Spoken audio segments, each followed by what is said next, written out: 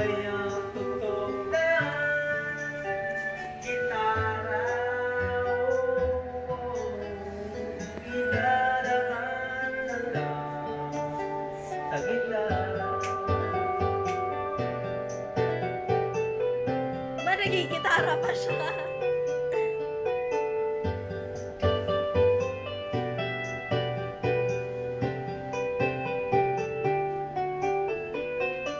Bibigyan na lang sila pagkandara para maligaw sa'yo. Idadaan na lang kita sa awitin kong ito. Sa kayang tutok ng gitara. Idadaan na lang sa gitara.